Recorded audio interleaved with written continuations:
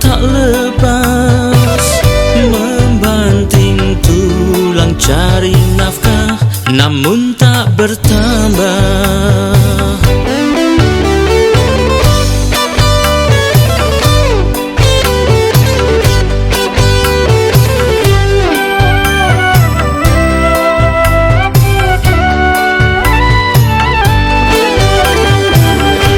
Kau mengharap dapatkan banyak, namun selalu kau terhenyak, sebab waktu kau bawa pulang banyak yang hilang. Mengapa demikian malam nasib menjelang? Bertanyalah kepada Dia yang Maha Kuasa. Oh, mengapa, oh, mengapa, oh, pedinian hati ini. Tapi dengarlah kawan, apa kata firman Tuhan, dan ukirkan dalam di hatimu.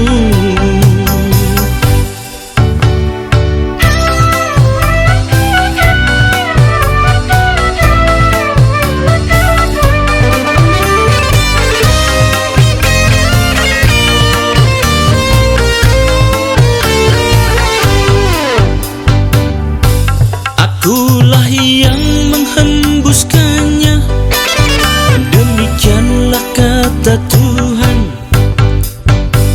Sebab engkau tak kunjung sadar akan dirimu.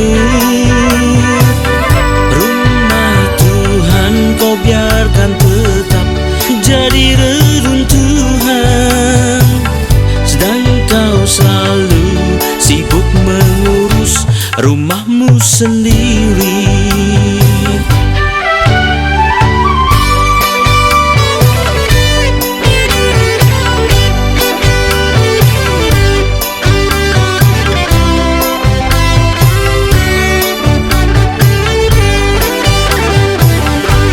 Apakah arti rumah Tuhan? Itu hubunganmu dengannya. Dan apa arti rumahmu? Itu hidup manusiawimu. Haruslah kau naik ke gunung dan bawa kayumu untuk membangun rumah Tuhan di atas sana. Oh, lihatlah dan buktikanlah. Oh, bila kau taat lakukannya, Dia akan berkenan dan menyatakan kemuliaannya. Maka hidupmu penuh berkat berkelimpahan.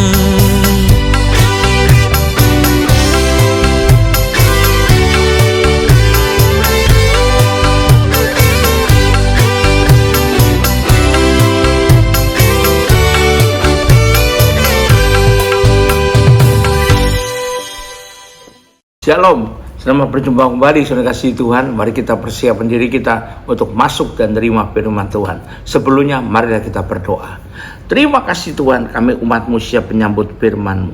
Urapilah kami semua dan urapi hamba-Mu ini yang akan menyampaikan firman, agar firman-Mu ini tidak kembali dengan sia-sia. Ia boleh tumbuh dalam hidup kami dan menghasilkan buah yang baik dan berlipat ganda, yaitu sampai 30 kali, 60 kali, bahkan 100 kali ganda. Terima kasih ya Tuhan, kami semua siap sambut firman-Mu ini hanya dalam satu nama yang berkuasa, yaitu nama-Mu Tuhan Yesus Kristus. Haleluya, amin. Nah saudara semua, saya lagi shalom. Tema firman Tuhan pada hari ini yang akan kita terima, pelajari bersama, bertemakan, saya pilihkan Mengapa orang percaya suka mengeluh? Mengapa orang percaya suka mengeluh? Pertanyaan timbul karena ada keheranan dalam dari orang-orang yang menyaksikan. Ada juga loh orang yang percaya tapi mengeluh melulu. Kenapa ya? Maka timbul pertanyaan. Karena orang melihat sekali lagi ya kenyataan adanya orang-orang percaya yang walaupun percaya tapi tiada henti mengeluh terus dalam tiap pertemuan dan tiap pembicara isinya keluhan melulu. Atau orang percaya yang hidupnya hanya diwarnai oleh mengeluh saja, bukan yang lain ya. Kenapa demikian? Kenapa menjadi mengherankan? Karena bukankah Tuhan telah menjanjikan dan mengirimkan pada orang-orang percayanya damai sejahtera dari surga kepada kita. Ya, kita bisa lihat di Yohanes 14 ayat 27 apa yang Tuhan katakan. Yohanes 14 ayat 27. Ini yang Tuhan janjikan pada kita. Jadi kalau kita melihat orang percaya itu suka mengeluh atau mengeluh terus-menerus, maka timbul keheranan juga bagi kita. Kenapa kok bisa begitu? Ya ini ya, kita lihat Yohanes 14 ayat 27. Damai sejahtera ku tinggalkan bagimu. Nah, jadi sudah Tuhan berikan. Tentu damai sejahtera surga itu. Damai sejahtera ku berikan kepadamu. Bahkan demikian. Dan apa yang ku berikan tidak seperti yang diberikan oleh dunia kepadamu. Artinya diberikan Tuhan bukan damai sejahtera dunia ini, tapi damai sejahtera surga yang diberikan. Maka janganlah gelisah dan gentar hatimu sehingga kamu mengeluh terus. Ya, ini kita bisa dan perlu tahu. Apa bedanya damai sejahtera surgawi dan damai sejahtera duniawi?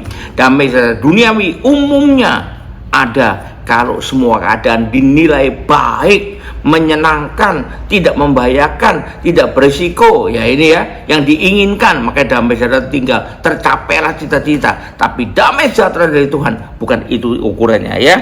Jadi kalau bukankah Tuhan sudah tinggalkan? Jadi kalau seorang percaya penuh dengan keluhan, itu timbulnya tentu sebagai akibat atau disebabkan oleh gabungan antara beberapa hal. Pertama, rasa takut yang menguasai dia. Yang kedua, rasa khawatir yang menguasai dia. Ketiga, rasa cemas, rasa panik yang menguasai dia. Keempat, rasa kebingungan yang menguasai dia. Lima, rasa putus asa, kehilangan harapan yang menguasai dia. Dan yang keenam, rasa tidak percaya akan masa depannya. Ya, saya tidak punya masa depan. Nah, ini mengeluh terus. Ya, gabungan dari itu semua menghasilkan nasi campur dalam petiknya yang namanya adalah suka mengeluh. Ya. Saat orang Israel di padang gurun zaman Musa dulu, mereka jatuh dalam dosa bersungut-sungut, menyalah-nyalahkan Tuhan. Mereka benar-benar waktu itu tidak beriman, tidak percaya kepada Tuhan, makanya mengeluh terus dan akhirnya bersungut-sungut, menyalahkan Tuhan, akhirnya berdosa besar kepada Tuhan. Ya, jangan tiru itu. Bahkan banyak juga loh yang menyimpulkan bahwa hidup yang diisi, diwarnai hanya dengan keluhan itu adalah bukti yang tidak terbantahkan lagi katanya bahwa orang itu benar-benar tidak atau belum beriman, sekalipun mereka tegas sekali mengatakan kita beriman luar biasa. Tapi itu cuma katanya, ya kata di mulut, tapi mereka kalau beriman percaya penuh pada Tuhan, mereka tidak akan mengeluh terus ya. Jadi pertanyaannya, apa sebabnya orang mengeluh ya? Kenapa kau bisa jatuh dalam hidup yang demikian? Pertanyaan ini perlu kita jawab untuk kita bisa menghindari keadaan seperti ini ada pada hidup kita ya. Kalau kita sebagai orang beriman tapi kita mengeluh terus, itu orang luar walaupun tidak ngomong pada kita langsung, tapi dia bisa mendapatkan bukti yang tidak bisa terbantahkan lagi bahwa iman kita belum ada atau belum benar dan sebagainya ya. Yang pertama, kenapa orang bisa mengeluh terus? Karena punya konsep berpikir yang keliru tentang hal bersyukur. Jadi harusnya orang percaya itu bersyukur, tapi mengeluh kenapa? Karena konsep berpikirnya keliru. Kita baca dulu di Mazmur 7 ayat 18. Mazmur pasal 7 ayat 18. Firman Tuhan mengatakan, ya, terhadap dirinya ia mempersiapkan senjata-senjata yang mematikan dan membuat anak panahnya menjadi menyala. Ya, sorry, bukan itu. Yang 18 itu ayat 14 ya. Kita lihat ayat 18 mengatakan apa? Aku hendak bersyukur kepada Tuhan karena keadilannya. Jadi sebenarnya begini, Tuhan itu adil, makanya kita selalu bersyukur karena Tuhan selalu adil dan bermasyhur bagi nama Tuhan yang maha tinggi, bukan mengeluh, kebalikannya ya. Ini dia punya konsep pikir yang keliru tentang bersyukur. Bukan karena saya diberkati, bukan saya hidup aman, bukan saya merasa aman tentram, bukan, tapi karena kebaikan Tuhan. Kita jangan mengingkari bahwa kebaikan Tuhan tidak pernah surut dalam hidup kita. Karena itu selalulah bersyukur, tetaplah bersyukur. Alkitab menyarankan bersyukurlah senantiasa, bukan mengeluhlah senantiasa. Kebalikannya ya. Mari kita baca lagi Mazmur 106 ayat yang pertama. Mazmur pasal 106 ayat yang pertama. Haleluya, bersyukurlah kepada Tuhan sebab Ia baik. Nah pertanyaannya, kapan Tuhan baik? Selalu baik. Jadi harus selalu bersyukur, itu konsepnya. Jangan kemudian bersyukur kalau hanya saya merasa baik. Walaupun kita tidak merasa baik, karena kita masih manusia duniawi, tapi Tuhan selalu baik bagi kita. Maka peganglah selalu bersyukur, bukan selalu mengeluh aja, gitu ya. Kita perlu tahu. Jadi konsep bersyukur kita bukan hanya bila segala sesuatu dalam hidup kita berjalan kita anggap indah, berjalan kita anggap baik, berjalan kita anggap menyenangkan belaka. Bukan cuma itu, tapi karena Tuhan baik, keadilannya selalu ada pada kita. Kita harus ingat, di tengah keadaan tidak baik pun Tuhan tetap menyertai kita, Tuhan tetap baik pada kita, Tuhan tetap adil pada kita, asalkan kita layak. Sehingga kita harus tetap selalu senantiasa bersyukur, bukan mengeluh. Dan kalau kita percaya akan hal itu tadi, berarti punya iman, maka kita tidak akan khawatir, kita tidak akan takut, kita tidak akan cemas, kita tidak akan bingung, kita tidak akan gelisah dan sebagainya, sehingga akhirnya terjebak dalam mengeluh melulu. Itu yang pertama ya. Itu penyebabnya. Kenapa orang, walaupun orang percaya, walaupun katanya imannya besar, belum katanya berdoa terus, tapi kalau mengeluh terus juga di sisi lain. Yang kedua, kenapa? Karena dia penuh dengan pengharapan, dengan ekspektasi, tapi sebaliknya tanpa introspeksi. Penuh harapan, tapi kalau tidak pernah introspeksi, nggak tahu kekurangan dirinya itu menghambat harapannya terpenuhi. Ya, kita harus baca. Kita baca dulu di kitab Mazmur 26 ayat 2. Ujilah aku ya Tuhan, dan cobalah aku, selidikilah batinku dan hatiku. Nah ini ya, Tuhan menyelidiki kita, tapi kita juga harus introspeksi dong. Nih kita harus tahu. Kita baca lagi Roma 8 ayat 27. Jadi jangan tidak pernah introspeksi, ada kesalahan seakan-akan benar terus ya.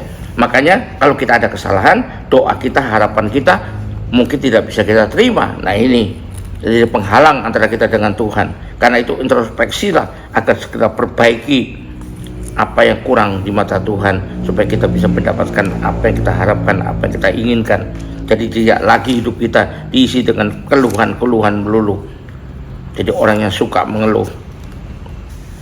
Dan Allah yang menyelidiki hati nurani. Jadi Tuhan menyelidiki hati kita, mengetahui maksud roh itu, yaitu bahwa ia sesuai dengan kehendak Allah berdoa untuk orang-orang kudus. Jadi kalau kita betul kudus di hadapan Tuhan, pastilah Tuhan tolong kita untuk mencapai apa yang kita harapkan. Karena tanpa introspeksi diri, seringkali dosa dan kesalahan kita bisa melupakan, bisa tidak kita sadari.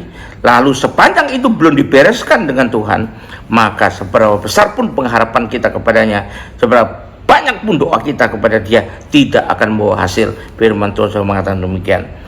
Lalu kalau jadi capek berharap, capek berdoa tapi nggak ada hasilnya, lalu jadi kecewa. Setelah kecewa, ujung-ujungnya jadi orang yang penuh dengan keluhan atau penuh dengan mengeluh terus-menerus.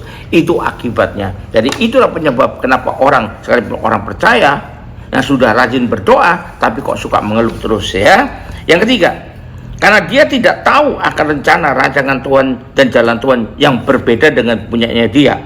Akibatnya apa yang dia inginkan tidak tercapai. Kenapa? Karena Tuhan punya rancangan yang lain, Tuhan punya rencana yang lain. Jalan atau cara yang dia inginkan juga tidak terjadi. Kenapa? Karena Tuhan punya cara yang lain. Mari kita baca Yesaya 55 ayat 8 dan 9. Sebab rancanganku bukanlah rancanganmu. Rencana kita tidak sama dengan rencana Tuhan. Dan jalanmu bukanlah jalanku. Jalan Tuhan, cara Tuhan tidak sama dengan cara yang kita inginkan, yang kita dambakan, yang kita pikirkan. Karena itu kita tidak terima apa yang kita inginkan, tidak terima yang kita rancangkan, tapi kita akan terima yang lain. Nah jangan itu bikin kita mengeluh lalu kemudian. Dan kata Tuhan, seperti tingginya langit dari bumi, demikian jauh bedanya dan demikian hebatnya rencana Tuhan dibanding rencana kita. Demikianlah tingginya jalanku dari jalanmu dan rancanganku dari rancanganmu. Jelas firman Tuhan mengatakan demikian ya.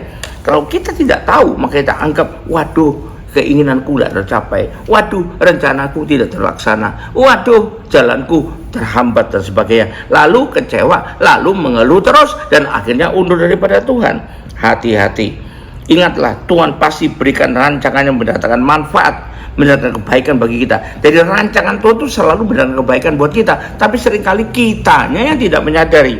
Mari baca Yeremia 29 ayat 11. Sebab aku ini mengetahui rancangan-rancangan apa yang ada padaku mengenai kamu. Demikian firman Tuhan ya. Dan itu belum tentu sama dengan rancangan kita, yaitu rancangan damai sejahtera. Ingat, rancangan Tuhan walaupun beda dengan yang kita inginkan, tetap saja rancangan damai sejahtera dan bukan rancangan kecelakaan, untuk memberikan kepadamu hari depan yang penuh harapan. Rancangan Tuhan terbaik buat kita. Karena kita tidak menyadari, kita anggap waduh, demikian tidak enak hidup kita. Jadi sekali lagi, janganlah kamu tenggelam dan mengeluh terus. Janganlah punya jiwa atau hidup yang suka mengeluh ya.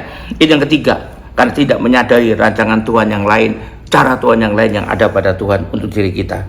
Yang keempat, kenapa orang itu mudah mengeluh atau bahkan suka mengeluh? Karena dia terlalu fokus pada masalah saja. Memang hidup di dunia ini penuh masalah, tapi jangan difokuskan pada sana saja. Bila kita hanya memikirkan, bila kita hanya berfokus, hidup kita hanya berfokus pada masalah yang dihadapi, mungkin kurang beriman karena itu yang menyebabkan. Maka akibatnya iman kita justru akan semakin rontok. Kita terprosok dan terus mengeluh. Baca lagi seperti Petrus waktu berjalan di atas air. Waktu dia fokus pada masalah dihadapi, yaitu air yang bergejolak, angin yang berhembus. Walaupun dia sudah berjalan di atas air, tapi dia imannya rontok dan dia mulai tenggelam. Nah, jadi ini harus kita pahami bahwa makin kita mengeluh, makin jauh daripada apa kita harapkan. Jadi berhentilah mengeluh, tapi tetaplah bersyukur kepada Tuhan, tetaplah memuji dan menyembah Tuhan. Haleluya, puji Tuhan. Mari kita akhiri ibadah ini dengan terima berkat daripada Tuhan. Angkat dua tanganmu, kembalilah ke aktivitas masing-masing dengan berkat yang terbaik dari Allah Bapa di sorga, dengan kasih karunia dan damai sejahtera dari Tuhan kita Yesus Kristus, juga dengan persekutuan, pertolongan, penghiburan, kekuatan, dan terutama urapan yang penuh dari Tuhan Yesus, dari Allah Roh Kudus, buat kita punya kemauan dan kemampuan untuk hidup terus bersyukur kepadanya, dan bukan terus mengeluh terus, untuk membuktikan iman kita kepadanya. Dan biarlah itu menyertai kita mulai saat ini sampai sepanjang tahun ini, sampai Maranatha, sampai Tuhan datang kembali, yaitu second coming, bahkan sampai selama-lamanya. Yang percaya dan sudah berkat Tuhan ini, sama-sama katakan amin. Tuhan berkati. Haleluya. Sampai jumpa.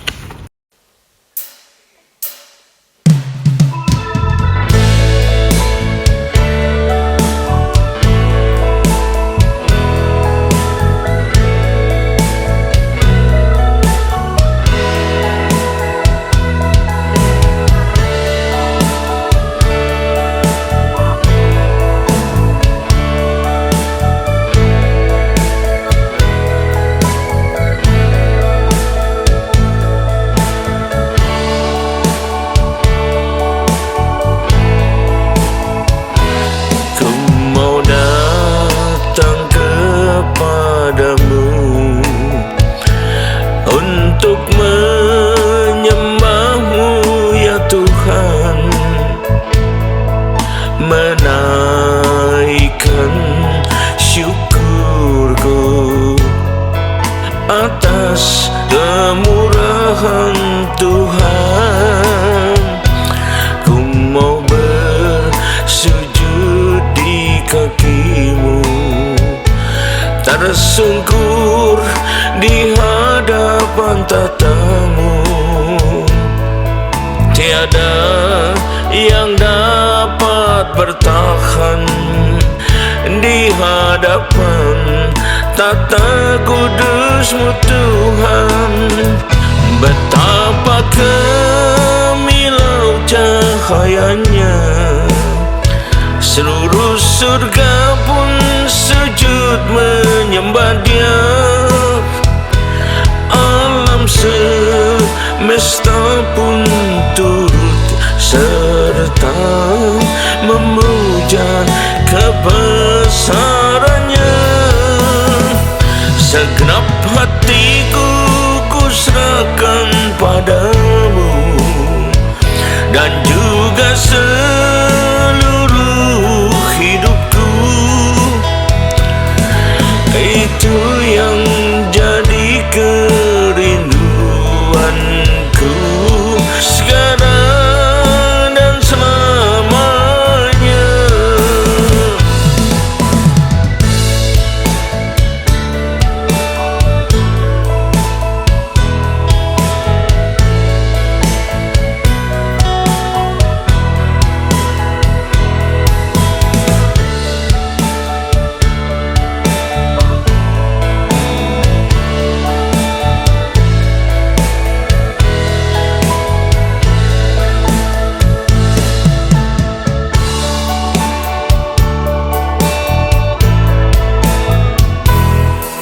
Mau datang kepadamu